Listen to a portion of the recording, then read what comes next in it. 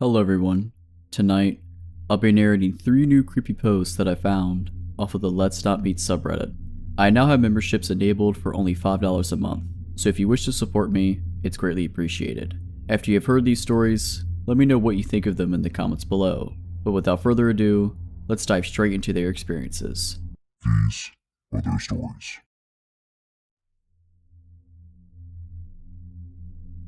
I recently discovered this sub and immediately thought of this experience that happened to me 2 summers ago while I was cat sitting and house sitting for an older couple I met in a French class I was taking. This couple lived near a busy corner with a bookshop, coffee shop, a grocery store, and a movie theater in a nice neighborhood of a big city. For all of these reasons and more, I was pretty excited to house sit there. My own apartment, where I lived with my boyfriend and my own cat, was about a 10-minute drive to 40-minute walk further up the street in a quiet, residential area with nothing much around it. Now, my own cat is vocal and super social. Because of this, we try never to leave him alone at night because he will literally cry for us all night. We're always slightly paranoid that he's going to get us evicted due to noise complaints from neighbors. We lived on the top floor and you could literally hear him crying from the bottom floor and outside if the door to the building is open. So my boyfriend and I decided that he should stay at the apartment with our cat while I was house sitting. My boyfriend drops me off at the house and I settle in with my luggage,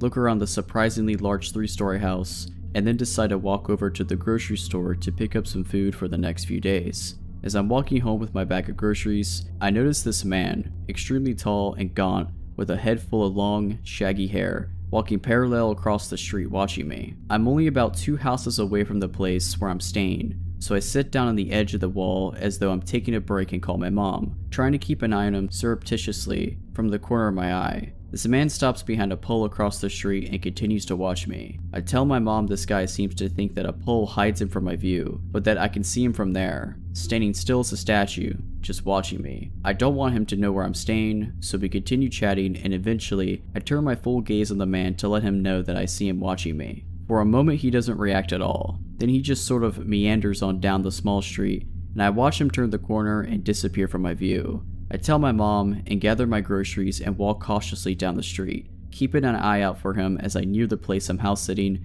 and don't see him. I dart in through the back door next to the garage as quickly as I can and breathe a sigh of relief once I'm inside. I tell my mom everything's good, and I put away the groceries and forget about the entire incident. The couple has a beautiful library, so I continually spend the rest of the afternoon and well into the evening just perusing their walls of books and selecting a few to bring upstairs to the guest bedroom on the 3rd floor. I'm playing some music and just enjoying the quiet downtime all to myself. I finally get sleepy, text my boyfriend goodnight, and fall asleep. I wake up shortly thereafter after a terrifyingly realistic dream that this gaunt man has walked into the room, trailing his fingertips along my body. The room is dark, all the window blinds shut, and my body goes completely still, half positive that it wasn't a dream and that he had somehow broken in. It was waiting in the shadow. I quietly reach underneath my pillowcase for my phone. I always keep my phone tucked under my pillow, and it's not there. My panic rises, and my mind overreacts. He's here and he's playing a game with me. He took my phone. He's somewhere in the house.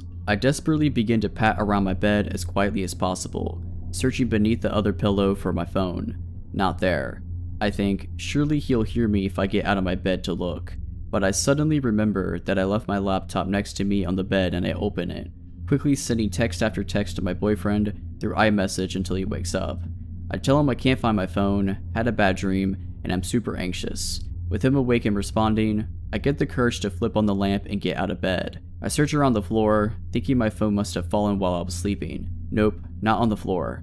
Finally, as I search the bed frantically, I find it atop the covers on the other side of the bed. Weird, but I suppose I must have knocked it across the bed or something. I don't sleep well the rest of the night, hearing noises from across the 3 floors of the creaky stairs and house, thinking anyone could break in through the patio door across from my room. All they'd have to do is get to the balcony and wake up the next morning exhausted. The next day, I'm sitting in the living room at their piano practicing. I'm an opera singer, and I was mostly excited about this house sitting because I'd get the chance to sing without worrying about apartment neighbors complaining, with the blinds open. There are some kids riding their bikes, neighbors with dogs, the usual. I'm enjoying my afternoon when I notice there's an odd, run-down, dilapidated, dark house nearly diagonal to this one, which doesn't fit in at all with the otherwise nice neighborhood. Gaunt man walks out of it and sits on the porch. My stomach drops. I I call my boyfriend and tell him that the creepy guy apparently lives across the street. I shut the blinds facing that way so that he can't see me and retreat to the other side of the house with the kitchen. I spend the rest of the day chilling, convincing myself that I'm overreacting, that everything is fine and I don't need to worry. Nonetheless, come nightfall, the house seems just way too large, with too many entrances, and the bottom floor is so far away that I worry the noise wouldn't carry up to the top floor if someone did break in. Naturally, I cannot sleep at all. I end up retrieving a knife from the kitchen and stashing it under my pillow. Noises keep me up. Creaks, odd sounds. Around 11 p.m., I call my boyfriend and beg him to come stay with me, assuring him that our cat could survive one night without us. He drives over and pulls into the garage. I come unlock the hall door from the garage to let him inside. I still don't sleep well, but at least I get some sleep with him here, feeling a little safer. He gets a little weirded out about the knife under the pillow and tells me to put it back where I got it. I stash it in the bedside drawer, just in case. The next day,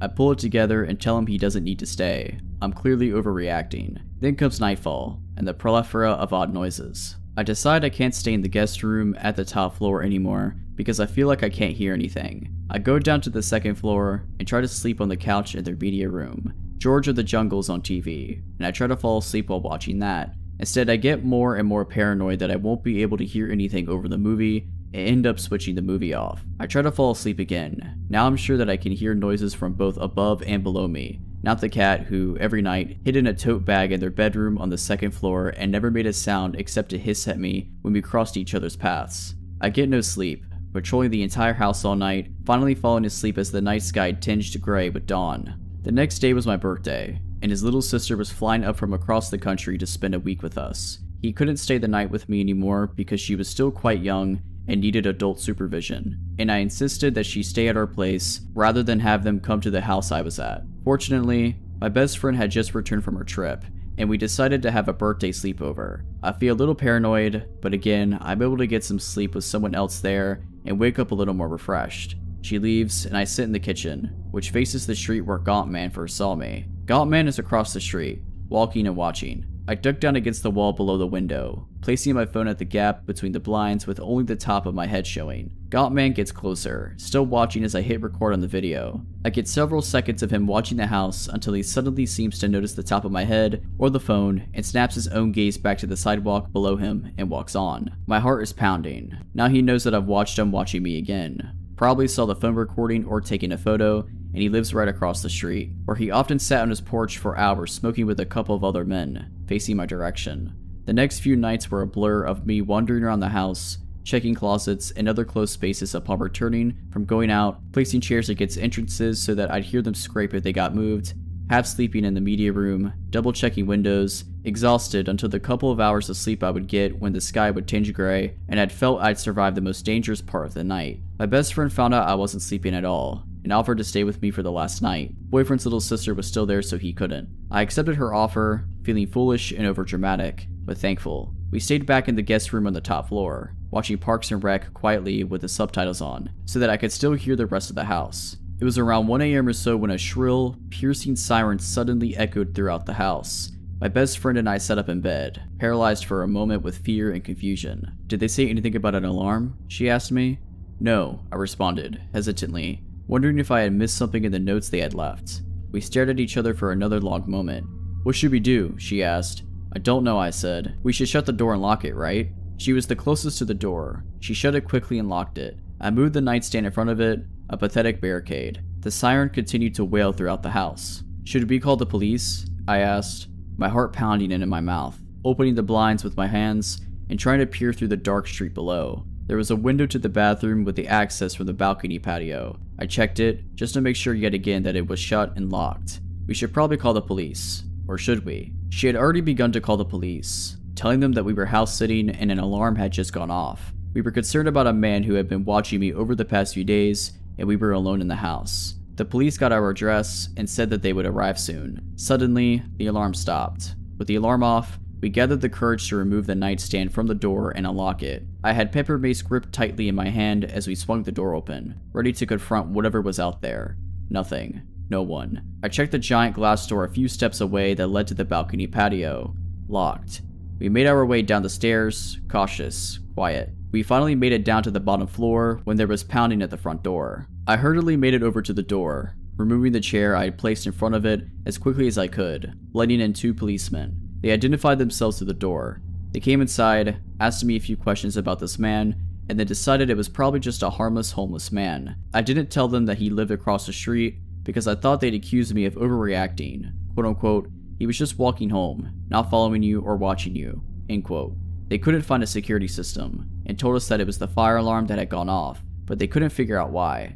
After checking the house and finding no one, they left. I emailed the owners the next day to tell them what happened, and that we had called the police to come check it out. They apologized that it happened and thought it was strange. I left the next day and politely declined house sitting for them when they asked again a few months later. We moved out of the city and across the country last summer. My boyfriend only recently told me that he and my dad, who had come up to help us move, had seen Gottman walking across the street from our apartment, and that last week before we moved. So Gottman, even if you weren't stalking and watching me, let's not ever meet again. A couple years ago, one of my closest friends relocated cross-country with his long-term girlfriend to a work job he couldn't refuse. Only issue he had was that he did not want to fly his dogs out with them when they made the move, since they'd be staying in a hotel for the first month. He was also a bit reticent to fly them out due to health concerns for both pets. By the time he located a home to rent, he was missing his dogs and made the request of his sister, another close friend, and myself to drive them to him in LA. Now we're Chicago folks, so the trip would be a long one. However, with the 3 of us to foot the near 30-hour drive, it would be a piece of cake. We left early and drove long hours. Along the way, it was decided between my friend and I that we'd foot the majority of the drive ourselves, and if we needed to, we'd let our friend's sister do some driving. We were on a bit of a time crunch due to a snafu with the rental agreement, so we didn't have the luxury to stop very often past an 8-hour stay at a Denver LA Quinta Inn. As for the journey itself, it was relatively smooth, barring getting pulled over right before entering Utah for driving for 2 miles in the left lane of an empty highway. Whoops. From that point, we made it through Utah, Arizona, and Nevada without much trouble until we entered California in need of gas. I had been driving for the majority of the first day and tagged my buddy in after being pulled over. I remained in the shotgun seat as navigator, searching through the GPS for a fuel stop. We kept our eyes peeled for road signs and discovered a sign pointing to Yermo Ghost Town or something along those lines, which had a mobile station. How wonderful. It was convenient too, as it was located almost directly off of the interstate. We rolled in on a little more than fumes when we approached the pumps. Normally we let the dogs out at every rest stop, but having stopped not long before then, and with both dogs sleeping snugly in the back, I decided to pump gas without anyone else leaving the vehicle. My buddy pulled us up on the opposite side of a beat-up green sedan with a short, plump gentleman who just turned in to approach the shop. I noticed a few other hoopties at the pumps, all unoccupied, and there were a couple of other cars parked up near the station, most likely belonging to the employees, so nothing seemed out of the ordinary until I swiped my credit card. The pump rejected my first swipe attempt, which I chalked up to a misread. I swiped again and the pump reads out, "Please see attendant." I was annoyed, but we needed gas. I tapped on the window and told my buddy what I was doing and asked if anyone needed anything. After taking their orders for Gatorade and Marlboro Reds, I walked up to the store and made a mental note of how strange this gas station was. Kinda quiet, especially for one right off the interstate, but that's no matter. As I walked in though, more weirdness. First thing I noticed is that there are some boxes of chips just left on the floor, like someone was stocking shelves and just quit. As I veered to my right, I noticed that immediately there is no one milling about in this place. With the 6 cars beside my own out there, I felt like I would see someone. Things got even weirder when I realized that there was no one behind the counter, no customers or workers, and then it dawned on me. What had happened to the gentleman who was at the pump adjacent to mine? Surely they can't all be in the bathroom. This is where I began to feel this gnawing sensation in my stomach. Something isn't right. I have always been a person who felt like I could trust my instincts, and those instincts were screaming at me just to get out of there. I want to run, but I hold back. I would look suspicious booking it out of a gas station that was empty and decide to just play it cool. Natural. Don't let your body language let on to how badly you're freaking out in your head. I was probably inside of this gas station for only a couple minutes when I left, but I stopped just before exiting to listen for something. Anything. A flushing toilet would have been a good sound, but nothing. As I exit the shop and see my car, I begin to feel dread. It's like that moment in a movie where the hero is about to make it to the end of their trial, but the celebratory fanfare disappears, and in that silence, something comes and strikes them down. I am about 25 yards from the car when I see this gentleman come out from around the side of the shop opposite of me. This is not the same man as I saw while pumping gas. He was larger and had a peculiar look on his face. The best way I could describe it, it was like Nick Cage's smile from Face Off, before the titular act had occurred. I continued walking towards my car, but when I turned back to look at him, he was now walking towards me with a purpose. At this point, I noped my way back to the car with increased urgency in my step. And of course, my friend has the door to the car locked like a complete douche clown. There is also the 95-pound golden retriever sitting in my seat. Apparently my travel companions did not notice how freaked out I was, or the creepy gentleman still walking in my direction. I punched the window and told him to unlock the door, to which he only half rolls down the window to tell me the dog was in my seat and they were afraid she'd jump out when I opened the door. I reached my hand in and threw the dog towards the back seat as hard as I could, while my friend is just now realizing how freaked out I am. He started the car and drove off quickly. I took one last look back and saw the guy had stopped about a pump away from where we were, still with that same look on his face. We found another gas station further down the road, this time with a ton of people inside and out. After thoroughly creeping out my friends with the story as I pumped gas, we made our way back to the interstate, which meant passing that gas station again. It's been about 15 minutes since we pulled out initially, and we go silent as we notice that those very same cars are still sitting in the same spots where we had left them. After thoroughly freaking out for a few miles, I received a phone call from my credit card company about a $100 charge at a mobile station. The lady on the phone was really helpful in fixing the situation for me and was as entirely creeped out by the situation as we were. In the end, we made it to LA and had a great vacation. But it still bothers me as to what was going on at this little gas station off the highway and what was that Smiling Man story. So, crazy Smiling Man and whoever else was lying in wait at the Yermo Ghost Town exit mobile station, let's not meet.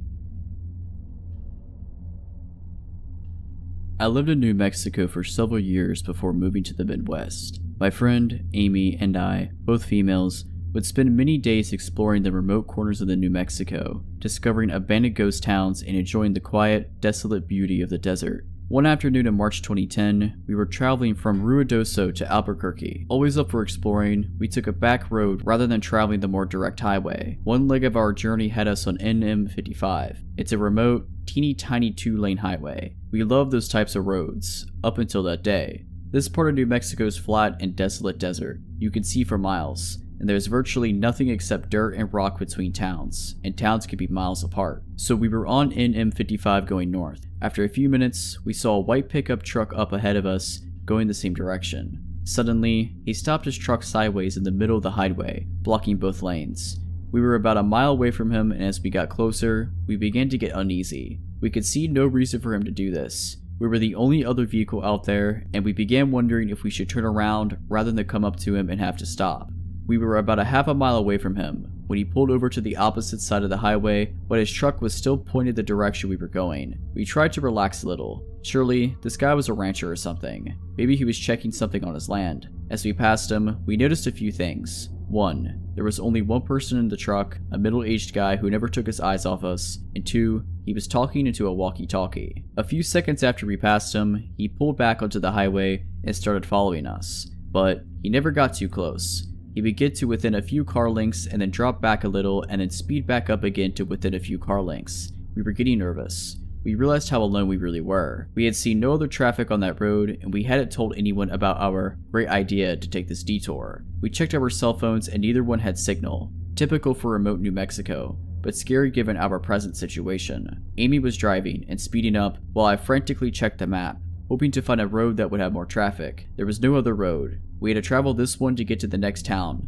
Mountain Air. Turning around to go back the other way didn't seem like a good option. After a few minutes, we saw another pickup truck coming towards us. He was going very, very slowly, maybe 20 miles per hour, if that. This pickup was old and beat up, whereas the one that was behind us was newer. Amy had us up to 75 miles per hour, which wasn't typical for us on these 55-mile-per-hour highways, and we blew by the old pickup.